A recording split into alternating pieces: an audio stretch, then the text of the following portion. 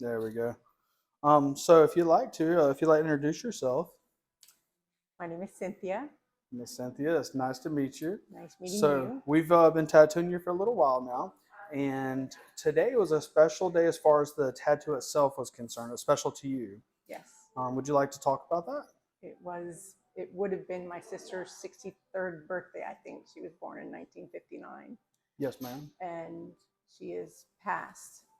And on her 60th, I believe, I had the original tattoo put on, thinking it was going to be like a watercolor, but it faded too bad and you couldn't really make it out. So Right.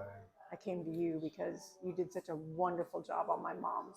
You nailed exactly what I wanted, and I knew you could fix We're going to keep these videos like this for PR, for promotional video. You make me sound so good. it. You are. That's the reason why I come here. You're awesome.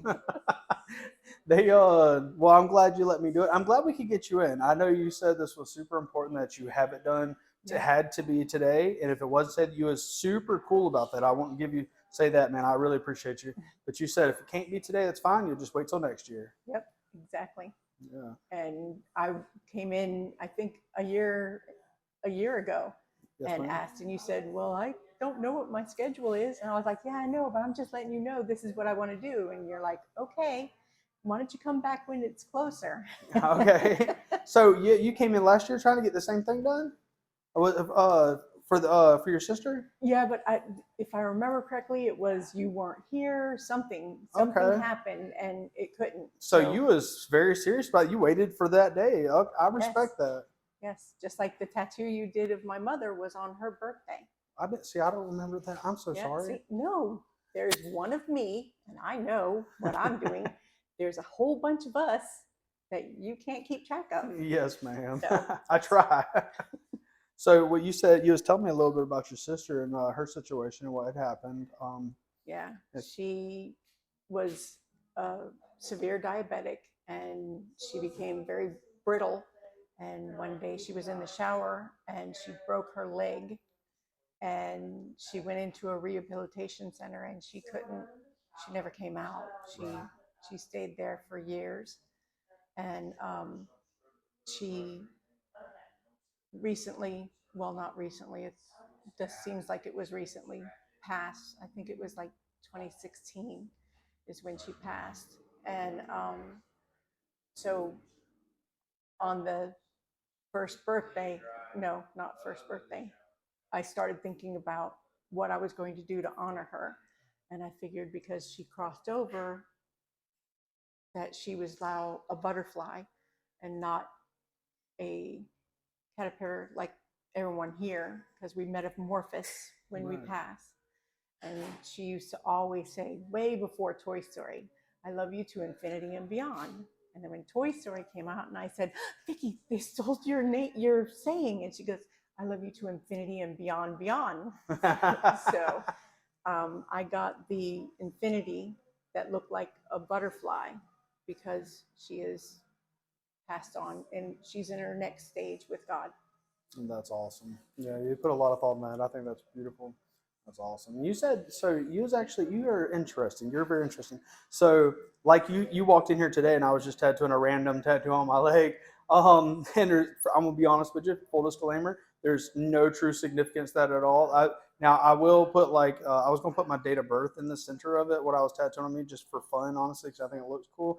But you are different and you're awesome. You said, and you was telling me the stories behind some of your other tattoos. Every single one of your tattoos have significant, a very significant meaning to you. Yep. Yeah. My, Go ahead. I'm sorry. I'm sorry. Yeah. My mother's tattoo, her favorite animal was an elephant, and she had three daughters. So it's an elephant with three heart balloons above it.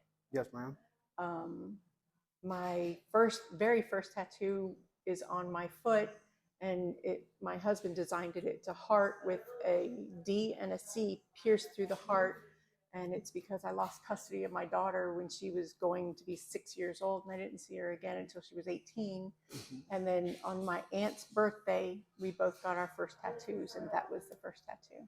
Yeah, that's amazing. Yeah. So it sounds like there's a lot of story behind all that, but a lot of pain behind a lot of these things.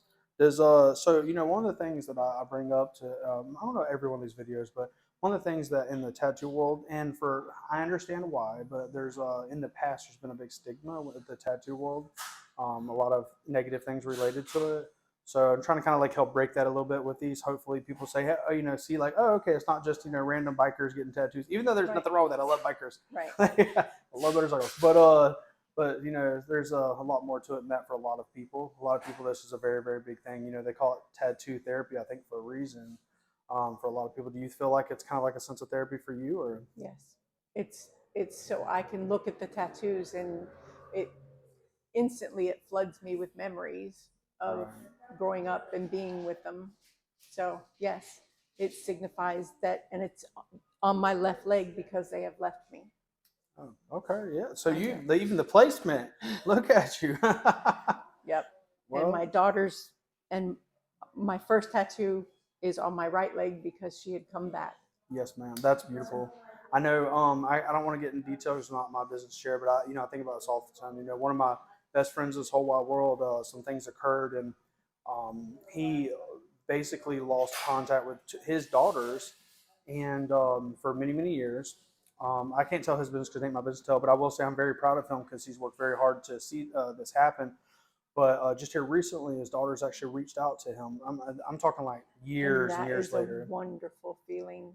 That is, you can't describe how that feels because, like, when I was younger, back in the 70s, parents couldn't steal their own children, Right. but my dad did. And he took us from my mom. He took us twice.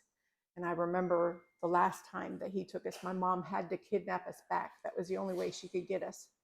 And when I first saw my mom after a year and a half, I kept telling her, we were bawling, and I kept telling her, you're so small, you've gotten so small. So I know how he feels, just the same as when I went up there to get my daughter, because she was living in Virginia and I hadn't seen her. And I was amazed at how, because she was in diapers the last time I saw her. And there she was walking up to me, an 18-year-old woman. Yeah, with a whole life and everything. Yep. So I can only imagine that was a emotional roller coaster there. How did y'all get back in touch? We were allowed to have one phone call a week. And as if her father was mad or he was punishing her, he wouldn't let her talk to me. Oh, that's So crummy. that's, yeah. But I would write her postcards every day. I sent her, I don't know, I guess for about 2.5 years, I sent her a postcard, and it got so that, I mean, she was a kid. She's like, oh yeah, I got your card. Oh yeah. So I stopped because, I guess I'd overdone it. Yeah. But Well, yeah. that's hard. I don't think there's no perfect way to deal with any situation like that at all. I think that would be terrifying. I know that's something I think about actually a lot.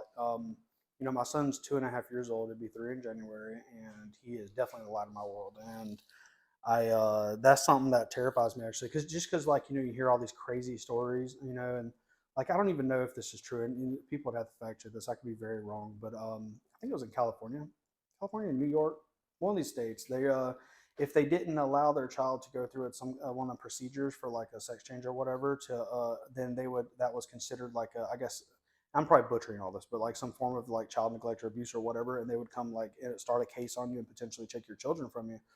And like I said, I could be butchering that completely. People would have to fact check it. I could actually be very wrong, but I believe them. I believe I'm correct. And that, things like that terrify me, because you don't really know. It could be the littlest thing or the biggest thing, and yeah, so that's scary. That's terrifying. So I don't imagine, I can't imagine what that felt like or the experience you went through. I collapsed when I found out that, because it was a court case and I had gone through legal aid. And I kept asking. It all started because she was afraid to fly, and he wanted me to put her on a plane so she could fly from Alabama to Virginia. And I said, listen, she's terrified. Just fly here. I'll meet you at the airport, hand her to you, and you ride with her, and then she can fly back. Right. And he refused. And I went to an attorney, and he said, don't send her. When he goes back to take you to court, it'll be here. And I kept saying, are you sure it's not custody? Are you sure it's not custody? He says, no, no, no, no. morning I walked into the courthouse, he walks up to me and says, "It's a custody battle." Oh And I man. And was, she's in another state at this point. what happened was, the judge hadn't made a decision, but she was going to go fly back with her daddy so that she could spend the summer with him. And the judge would come up with his findings. And while she was over there, he said, "You're not getting her back." And the attorney said, "Oh, you could appeal it, but we don't do appeals. That's insane. Good luck." Yeah, that's insane. Yeah. That's like, yeah, that's one of them. I imagine you felt very powerless at that point. Yes. And it all boiled down to, he was a radiologist, or is a radiologist. His wife is a radiologist. They were buying a house. I was renting a house, and I was working at a newspaper at minimum wage. Right. And they thought that he would do a better job. Yeah, that's tough. That's very, very, very tough. Yeah. So when that song, the night the lights went out in Georgia, says, "Don't trust no backwoods Southern lawyer." Right. Yes, ma'am. It's like one of my favorite things is, what do you call an airplane filled with lawyers falling, parachuting? Good plane. Skeet. Yeah, I know, man. I tell you, when I was, I got in a lot of trouble growing up, and all the way until I got 21, I went to prison at 21, and I already went to juvie, juvenile detention. I went to jail, and all that stuff, probation a couple times, and the whole ordeal, right? And one thing I learned very, very quickly over time was, well, I say very, very quickly over time, right? It's all happened, within a few short amount of period of years. One time the first time I got in trouble was 12, and then after that I got in trouble at 15, 16. No, well, I mean, it's been so long. 16, 17, 19, and 21, I think. And then ultimately again, and that's when I went to prison at 21. But man, yeah, it seems like if you can't afford like to hire like a good defense, private defense, then you really, really, really, not always, but most of the time will get shafted. Yeah. And in your situation, I mean, that's your baby. And you said how old was she when you? It was just before her 6th birthday. Yeah, that's insane. And how old was she when you seen her again? 18. Yeah, and so she had the choice of when she was 18. So I guess. Well, because she was 18, I felt that it was her choice on how to do it, because what I wanted to do was drive a U-Haul up there, park it in the front yard. Well, not in the front yard, but in the road, so Right. that way he couldn't say anything, and help her move her stuff. And she decided she wanted to just run away. Right, right. And so that's what she did. She left him a note. She ran away to her boyfriend's house, and I picked her up there. She left everything except for what she could carry, and came here. That's wild. Man, that and also too, play devil's advocate a little bit, but for him, after all these many years, wonder that had to be an eye opener. Like, man, what's going on here? And yeah, when you hear these stories, a lot of times with stuff like that, you always, your mind instantly goes to like some of the worst things, like what happened, because I know with me, I was on drugs for many, many years. I did a lot of really bad things. That I own up to, and but in your case, you're just doing nothing wrong. You're just trying to protect your child. That's terrible. And so is that? Do you have any of the other tattoos? Is that all your tattoos? You said? No, I have the one over here. Yes, ma'am. By, I believe it's E.E. Cummings. "I Carry Your Heart in My Heart." It's from the movie In Her Shoes. My sister called me up and said, "Watch this movie." I don't usually watch chick movies, but I was like, okay. Because, my sister, just like my sister called me up one day and said, "Let's quit smoking." I go, okay. And I quit smoking. So that's awesome. but we went and got "I Carry Your Heart in My Heart." Anyway, I It's can't okay. remember. Yeah. I can't remember it. And then the one I got for me is on my thigh, and it is a giant demon head with horns, Mhm. and a little tiny delicate, it looks like a cross between a butterfly and a dragonfly. Mhm. And it's facing the demon, and it's basically, no matter how small and delicate you are and how big and ugly your demons are, you have to face them. I love that. One of my favorite quotes ever is actually from a movie. I'll never forget till I did. It's from the movie Doctor Strange, actually. And the lady said on there, she said, "You never really lose your demons. We just learn to live above them."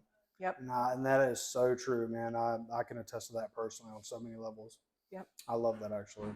And you had one on your back, you said, that you got done. Oh, Now, it on the had back of my complications neck. Yeah. when the people did it, but I had an allergic reaction, yes, and ma'am. it was weird because you could just see the ink just dripping out, Yes, and ma'am. it was a caterpillar that my husband drew. It's like a cartoon real caterpillar, Hmm. and it's to represent the fact that I'm here on the earth. I haven't gone to the metamorphosis into Yeah, heaven. that spiritual transformation. Yes, sir. Yes, ma'am. Because everybody has butterflies. Oh, they got butterfly here, butterfly there. Yeah, yeah. Yeah, but I figured You I'm know not a what? butterfly yet. I actually did a test one time, and I thought it was hilarious because I was just messing around. I was at a tattoo shop in Texas, and these gentlemen I was about to tattoo, I just came in. They did some little online test for the spirit animal, right? And they got like a bear and a wolf or whatever, and I was like, yeah, that's super cool. So I was like, you know what? Let me do that test. I was messing around. I got a butterfly, and I was like, so butterfly is my spirit animal. Okay, I can live with that. I was hoping more of a dragonfly, but you know, maybe I should get a butterfly tattooed on me somewhere. Maybe I will. That's awesome. Well, that is amazing, and you are amazing. Sounds like after all this stuff, you still have an amazing personality about you. Oh, thank you very much. Yeah, they. You know, I'll tell you a secret, man. My therapist actually told me this. She told me after all the things you've been through, you don't seem you're like jaded or walk around with a chip on your shoulder. You seem generally happy, and I was like, yeah, because life's short, bro, and Yeah, things not a happen and dress life rehearsal. happens. Yeah. But yeah, that's amazing that you can still keep that about you. That's awesome. Well, that's one of the things that it was very similar to what my mom told me once, because I was having a hard time, and she Mhm. goes, you could take 100 people and put them through the same things that you've gone through, and nobody will be like you. Yeah. You're Yeah. always going to be you. There's no one like you. Yeah, I think God blessed us in that way for sure. Individualism and freedom of will. That is definitely some of the blessings they bestowed upon us. I 100% believe that. Yep. And see, look how much you've changed. Man, I'm trying. You've come. No, you've done an amazing job coming from what you said that you've done. Yes, ma'am. I mean, look, you're an entrepreneur now. I mean, this was just a little hole in the wall when I first came to you, Yes, ma'am. and Yeah. now you've got people working for you. Yes, ma'am. I mean, it's incredible what you've done, Thank you. Thank you. and Yeah. it's about time Lake City gets a good tattoo shop. Everybody keeps saying that. Yes. They, man, I'm very blessed. I have can't say this too loud because they want to hear, but they have an amazing team. They're awesome. And my wife, she's amazing. We're taking actually at the end of the year, she'll be here in I think 6 or 7 weeks. She graduates from cosmetology program at the college, and she's like, man, basically the top of her class or whatever. She's running it. So we already started collecting everything, buying up the stuff for her salon. And I think she's got a awesome game plan for all of that. And if God willing, in the next 6 months or less, we'll have that up and going. So that'll be amazing. Fantastic. Yeah. And I'm looking into. I don't know if I'm going to or not, but in the future, in the next say 24 months or less, I'm hoping to do one of two or both. Either potentially get laser tattoo removal laser here as well, and I have a doctor that's potentially willing to oversee all that for us. And then there's also the possibility I'm considering hiring a mentor actually, if that's the route that I deem like the best route. Because I'm poor and it costs a lot of money. Yeah. These people cost a lot of money, like a lot of money, to mentor me in real estate. I would eventually like to get into real estate. Yep. But you know what? If you set your eyes on that, God will follow through with your plan. He'll figure out how to bring it to you. You know, actually, I'll say this, and I 100% agree. One of the biggest things that I've done in my life, and as I'm getting older, like they say, hindsight's 20/20. One of the biggest things that I've realized over time is that my gut seemed to always be right, and I was always pushing against that inner, whatever, God nudging you in that direction. I just always went away. One thing I was thinking about this morning, actually, on my drive here, while I listen to audiobooks usually on my rides. Kind of weird like that, but I love books. And but I was listening to a book here, and I was thinking about that actually, and it seems like there's a lot of potential opportunity for me to network with a lot of the right people, or people that could be very beneficial in helping me along the way Right. and giving advice, or whatnot. And it seems like it just kind of falls in place so far. So we'll see. But I'm really feeling like that's the route I'm supposed to be taking. Yeah. And one of our pastor always said, "Man, Travis is so awesome. one of the things he said that's always stuck with me, like a few other things, you know, said stuck with me, but said, he always said that if you know your purpose, God will provide the provisions, you know, and Yep. I really believe that's true too. You Yep. know, not every purpose is greater or less than other. You know, everybody's different, but yeah, man, I think that's an interesting thing. You know, I think to see and witness and to be a part of in your own personal lives. Yep. I believe that 100% that's the truth, man. If you find your purpose, then He'll provide the provisions. Yep. I don't. When the student is ready, the teacher will come. Yeah. Yes, ma'am. I think that was Karate Kid. Yeah, something like that. Hey, listen, the classics. Yeah, that's awesome. Be careful, I'll beat you with my walker. You're awesome. Well, we'll definitely get you back on for another episode. So, well, a lot of these, they're not going to be just this, to touch related, but we're going to have just long format discussions where literally we're just going there and talk about stuff, you know, things like this. So I'm just going to continue to do that. So that'd be super awesome, man. I would love to have you back. And we'll, like I said, we'll post you. I'm going to get you cleaned up. I don't know if you got a little bit of blood dripping down your leg or not. No, a little bit. We'll get you cleaned up, and we'll show this at the end of the video, though. We'll do it before and after, so that way the audience can see it after. Is there anything, any kind? So the other video, like the last one I did, I told you about the other two ladies that had that on that episode, where they had the miscarriages. At the very end of that, I asked them if there's anything that you would like to say to the audience, anything for just closing word, whatever, it doesn't matter. They actually said it actually kind of touched my heart, considering the things they went through. But they said if you're ever going through something in life, don't grieve alone. Reach out to friends, family, you know, support groups, whatever. It does not matter. Just find somebody. Do not go through it alone. Yep. That was their closing statement to the audience, and I thought that was a beautiful thing. That is, because joy shared is double the joy. A grief shared is half the burden. Wait, say that again. A joy shared is double the joy. A grief shared is half the burden. I love that, actually. Well, that's a good closing statement there. You're a natural. Thank you. All right. Well, I guess we'll stop. Is there anything you want to say to the audience before we close? I think you just summed it up. I found it interesting. You are interesting. Thank you. All right, then.